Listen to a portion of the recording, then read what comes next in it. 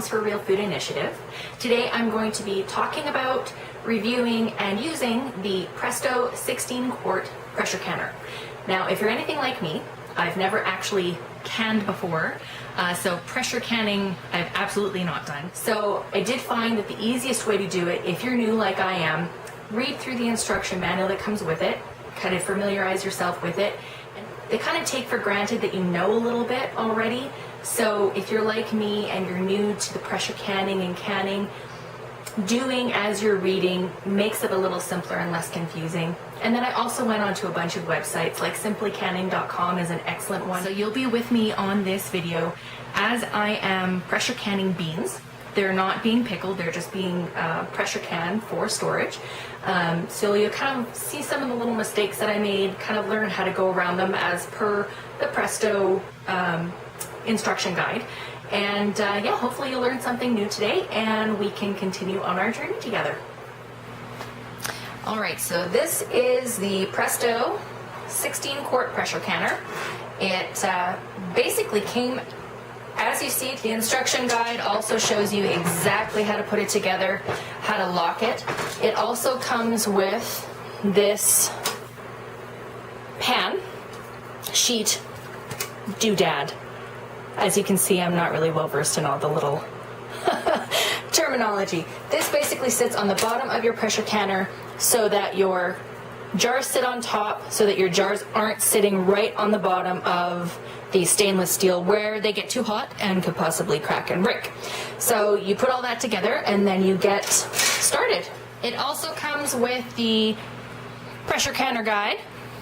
It's got everything from instructions to recipes. As you can see, I dropped mine already into the water. Well done, Tracy, I know, but still legible. Also, if you lose yours, handy tip to know, go to presto.com. You can download the PDF version of this instruction manual, just in case you do what I did, and drop it into boiling hot sink water.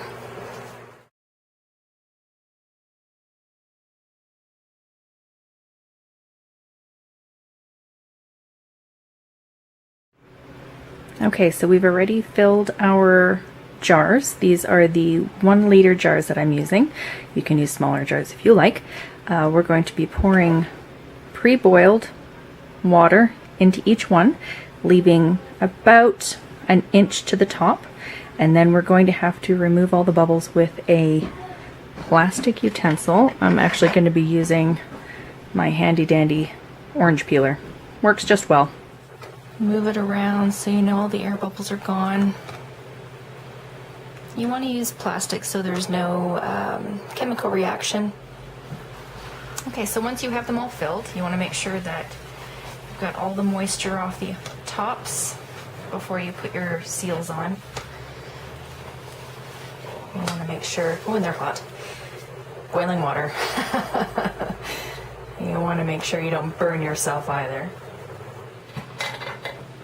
You always want to make sure you've kept everything warm, if not hot, so that when you get it into the pressure canner, it doesn't crack because it's not at the right temperature. It's like pouring hot water over ice cubes, it's going to crack.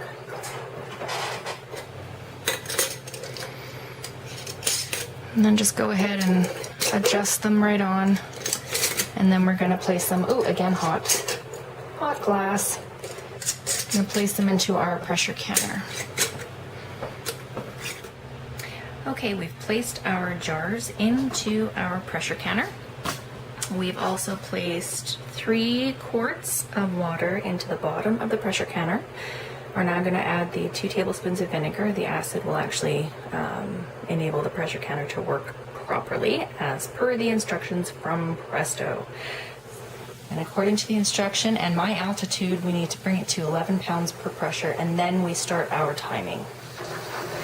Okay, so it's started to boil and we've let it steam until the venting mechanism has popped up, which indicates that there is pressure inside the pressure canner. And then we place the pressure valve regulator onto it, and then we wait for the pressure gauge to reach the optimal PSI, which for our altitude is 11 pounds. And then once it hits that, we try to regulate the temperature, and then we time it for the appropriate amount of time for canning beans in a 1 liter jar. Okay, so we're very nearly at our 11 pounds per square inch. So I'm now going to adjust our heat. And I'm not sure if we might need to kind of fiddle around with that until we get exactly the right pressure. We don't want it too high because we don't want our beans especially to get all soggy and gross.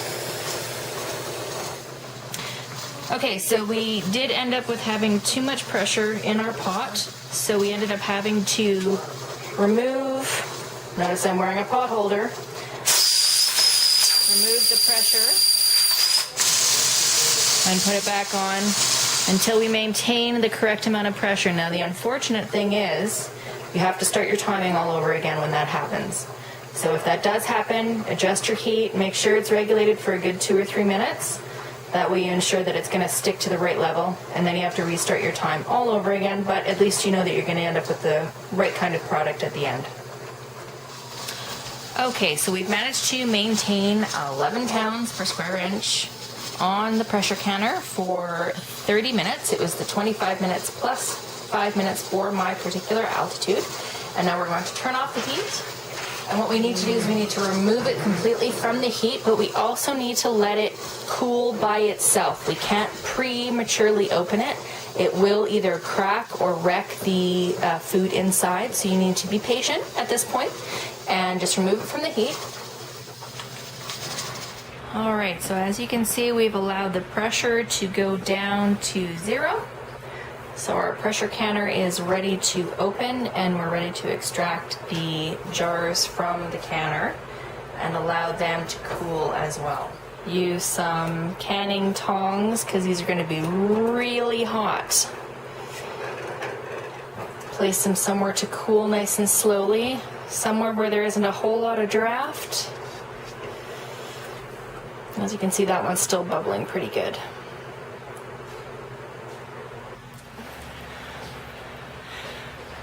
Okay, so we've got our finished product. I made 7 jars of the beans. All of except 2 turned out properly. I had 2 that actually ended up losing some liquid, so I'm suspecting that it's either I didn't tighten the rings enough or I filled them a little bit too full. The instructions did say that either of those 2 could be the culprit. It doesn't look discolored, so I think that this one's okay. The other one that I had did discolor a little bit already overnight, so I'm thinking air got in there somehow. So that one's in my fridge, and that one will get eaten first. But I think these, the remainder are okay. Well, thank you very much for watching my video. If you like it, please give the thumbs up and like. If you really, really liked it, please subscribe to the Moms for Real Food Initiative YouTube page, and also go onto our website, momsforrealfoodinitiative.ca. If you have any questions, comments, or concerns, please feel free to either comment on the YouTube page or send us off an email via our website. Thank you.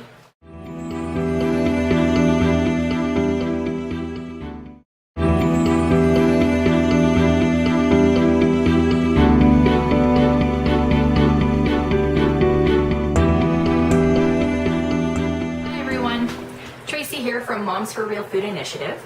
Today I'm going to be talking about reviewing and using the Presto 16 quart pressure canner. Now, if you're anything like me, I've never actually canned before, so pressure canning I've absolutely not done. So I did find that the easiest way to do it, if you're new like I am, read through the instruction manual that comes with it, kind of familiarize yourself with it. They kind of take for granted that you know a little bit already. So if you're like me and you're new to the pressure canning and canning, doing as you're reading makes it a little simpler and less confusing. And then I also went onto a bunch of websites like Simply Canning.